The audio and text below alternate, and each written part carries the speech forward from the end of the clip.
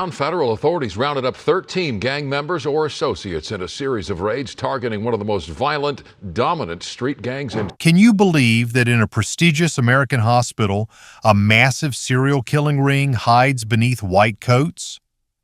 Healthy patients go in for routine surgery but never wake up. Fake fentanyl-laced drugs are injected, their organs harvested and sold to wealthy buyers overseas. Marcus Washington, a 31-year-old father, is just one of the victims.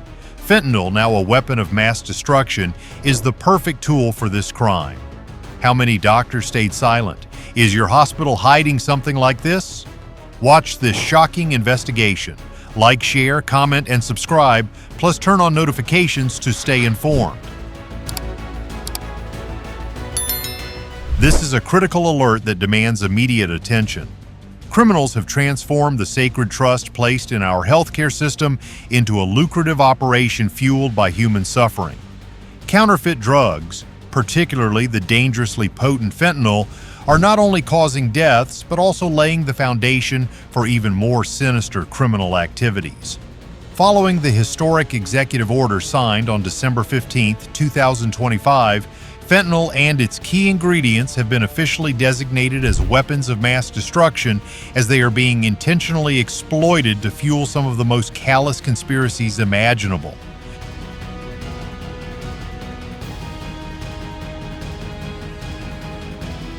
Under the harsh glow of neon lights in prominent American hospitals, Hassan Abdi, the 58-year-old medical director of Mercy General Hospital in Miami, has been overseeing operations for more than 18 consecutive months. Beneath the polished facade of professionalism and prestige, he has orchestrated a web of suspicious deaths and siphoned tens of millions of dollars in drug procurement from shadowy, untraceable sources. These funds quietly slip through the system, flowing toward financial centers in Asia, where organ transplant tourism networks generating hundreds of millions annually are rapidly evolving into a vast, unchecked industry. This isn't the work of petty criminals. It's happening inside a fully licensed medical institution, complete with pristine white coats, diplomas framed proudly on the walls, and the unwavering trust of thousands of patients.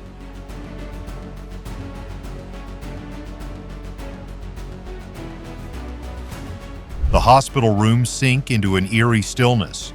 The heart rate monitor begins to slow, then flatlines. A quiet transaction notification echoes from the computer system. Patient number 47 has completed the procedure. $340,000 is transferred instantly. The biggest question isn't how one doctor could commit such atrocities, it's why so many people around him turned a blind eye to every glaring red flag. How many signatures were forged on crucial documents? How many pharmacists noticed the glaring inconsistencies in the drug orders, yet chose to ignore them? How many nurses saw the same deadly pattern unfold time after time and stayed silent? This is no longer the work of an isolated individual. It's an entire system designed to protect the predators, where profit consistently outweighs human life.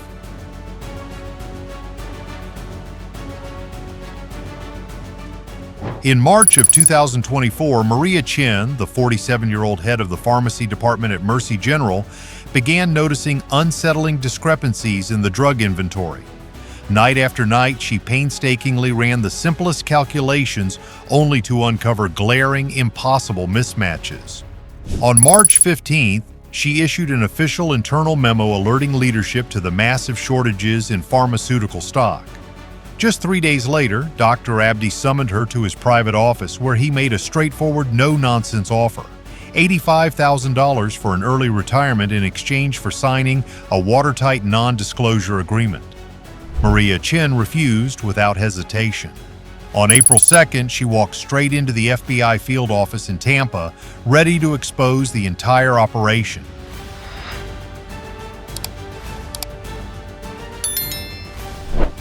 Federal investigators quickly uncovered 8 completely fabricated pharmaceutical purchase orders, all routed through shell companies registered in Guangzhou, China. By mid-April, the number of these ghost entities had ballooned to 19, each quietly siphoning millions of dollars from the hospital's budget with no legitimate business activity. At the end of April, Evelyn Ortiz, the hospital's head of procurement, walked in visibly shaken, but carrying undeniable evidence that exposed the entire operation.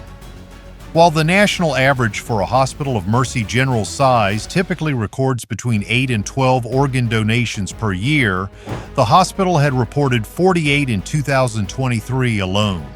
Every shipment of imported medication arriving from overseas was stored at inexplicably low temperatures, far colder than any standard required for legitimate pharmaceuticals.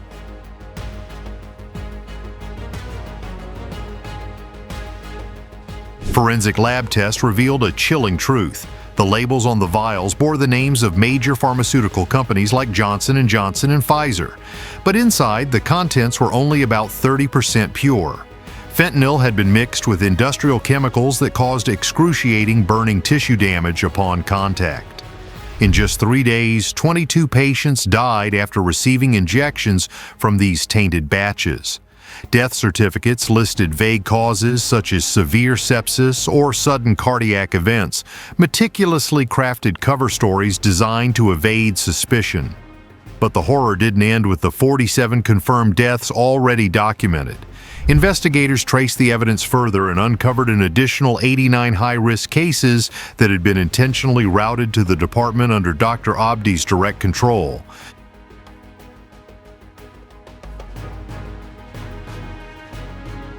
But the most chilling revelation is that this isn't the work of one corrupt doctor. It's part of a vast network exploiting the American healthcare system for profit. Wire transfers totaling $8.7 million have been traced to bank accounts in Hong Kong. The primary beneficiary is transplant surgeon Chen, who runs an organ transplant tourism operation specifically targeting wealthy clients from mainland China. Each liver or kidney is sold for anywhere between $150,000 and $400,000. This isn't just about fake drug orders or shell companies, it's about forcing families into signing organ donation papers under extreme pressure. It's a full-blown operation that profits off human lives. Do you stand with the fight to dismantle these cartels? If so, comment the number 2. If not, comment the number 5.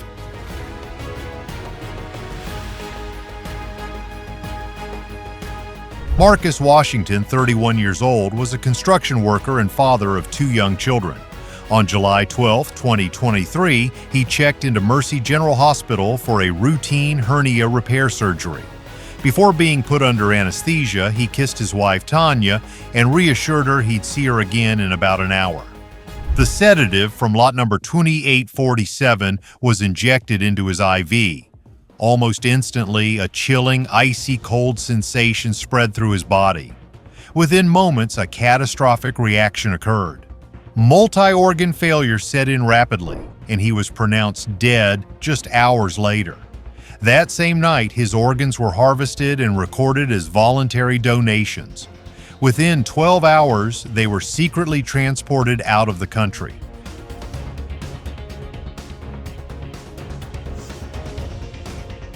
The investigation continued to expand at an unrelenting pace. On April 22, 2024, at the FBI headquarters in Quantico, Virginia, Special Agent Derek Huang conducted a thorough forensic analysis of Mercy General Hospital's server logs. A series of administrator-level logins were traced back to IP addresses in Shanghai, China. Each access occurred between 2 a.m. and 4 a.m. Eastern Time. Someone in China had been viewing patient data in real time. In total, 2,847 patient records were accessed and reviewed. The search criteria were disturbingly precise: compatible blood types, healthy organs, patients aged between 25 and 45 years old with minimal to no close family ties. In the end, 89 patients were identified as the most valuable candidates.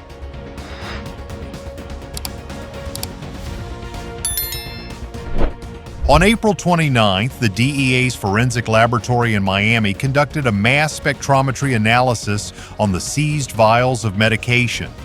The label read Propofol Forcinius Cabi, Lot 2874. The results revealed only 34% purity. The vials were contaminated with industrial-grade propylene glycol, a minimal amount of fentanyl, and acetone. Another seized fentanyl vial was primarily made up of baking soda and industrial solvents. When injected into the bloodstream, the results were fatal. On May 3rd, a multi-agency task force raided a medical supply logistics warehouse in Fort Lauderdale. Inside the dark refrigerated storage area, agents uncovered 14,000 counterfeit propofol vials, 9,200 fake fentanyl pills, and 3,800 counterfeit morphine pills. The labels were indistinguishable from those of legitimate products, printed by unregulated production facilities in Guangdong Province. If sold as real pharmaceuticals, the street value of the seized drugs would have been $38.4 million. The production cost? A mere $640,000. The profit margin? Well over thousands of percent.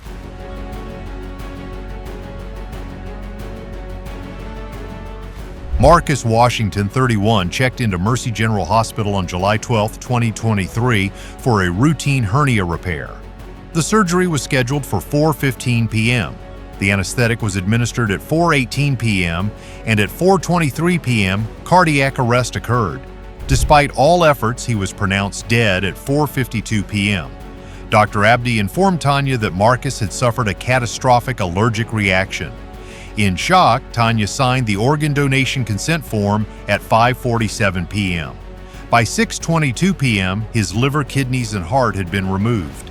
At 11:35 p.m., the organs were loaded onto a private jet at Opa-locka Executive Airport and arrived in Shanghai the next morning. Marcus's liver was transplanted into Jiang Wei, 64, Deputy Minister of Health for Shanghai Province, for $320,000.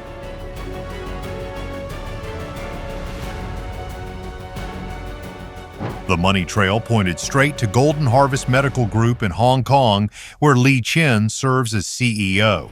The corporation reports annual revenue of $127 million, with its primary clientele consisting of China's ultra-wealthy elite, Russian oligarchs, and members of Middle Eastern royal families. Prices are starkly listed on their internal menu. Livers, from $280,000 to $400,000. Kidneys, from $150,000 to $220,000. Hearts, from $950,000 to $1.2 million. Human lives have been reduced to coldly itemized commodities on a business menu.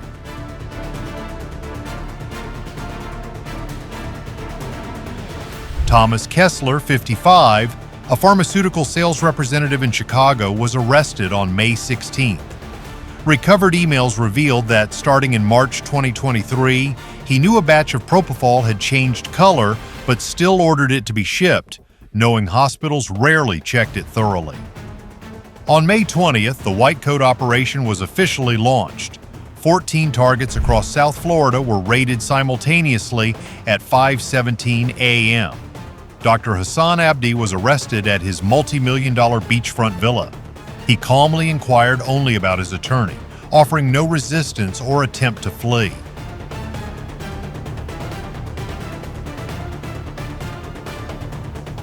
The raids continued at storage warehouses, private clinics posing as legitimate medical practices, and hospital offices.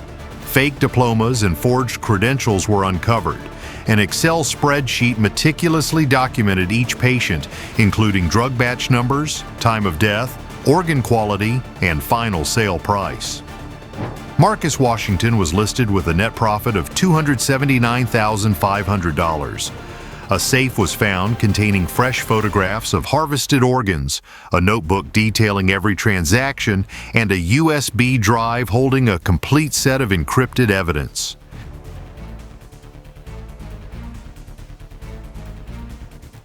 In the cold FBI interrogation room in Miami, Hassan Abdi sat handcuffed, still in his familiar running outfit. When asked about the profit from Marcus Washington's case, he only asked one question: "Who ratted me out?" There was no sign of remorse, only anxiety about the downfall of the empire he had so carefully built. Robert Sullivan, the hospital's CEO, was arrested for intentionally creating blind spots in the system. Thomas Kessler now faces a lengthy list of serious felony charges. Chen was apprehended by Interpol in Hong Kong. On May 22nd, the FBI announced the results of the operation. 47 arrests were made across 7 states.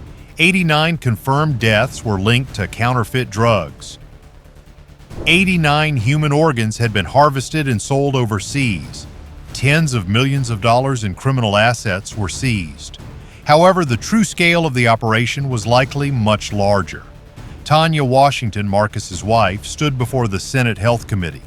Her voice cracked as she spoke of her husband. He was not just patient number 47, he was a husband. He was a father.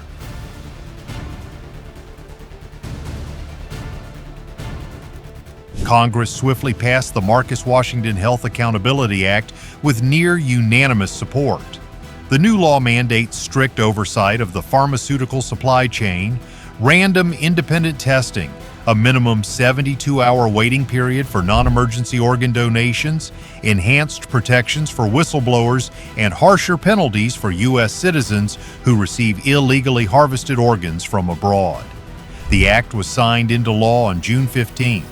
By August, Abdi was sentenced to life in prison plus hundreds of years. Sullivan received 45 years and Kessler received 32 years. Chen is awaiting extradition.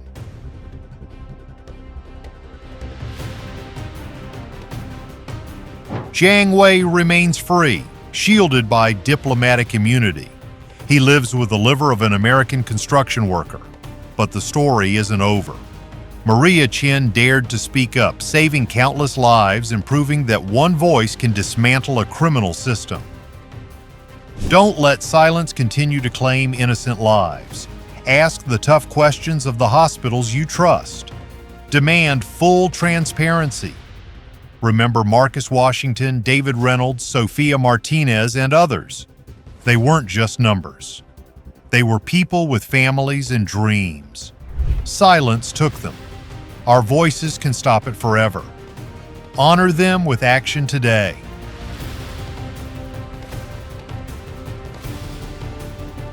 The key lesson from this chilling story is clear. Never let silence become complicity in crime. It only took one brave person, Maria Chen, someone who asked questions, refused bribes, and reported what she saw, to expose a deadly network operating within a hospital. Whether as patients, family members, or healthcare workers, we all have a responsibility to stay alert. Question anything that seems wrong, reject vague answers, and speak up when it matters. Blind trust can lead to tragedy, but a single courageous voice can save lives. Silence is the deadliest weapon. Break it to protect yourself and others.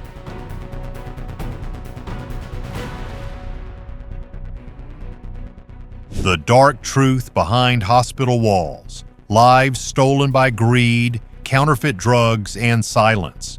From Marcus Washington to countless others, they were reduced to numbers on a profit sheet. But one person, Maria Chen, changed everything by speaking up. What about you? If you see something wrong, will you stay silent or be the next voice? Drop your thoughts in the comments. Do you think this is still happening? Ever question the healthcare system around you? I read every comment and will reply. If this shocked you, like, share, and subscribe, plus turn on notifications so you don't miss what's next. Let's break the silence together. Lives may depend on our voices. See you next time.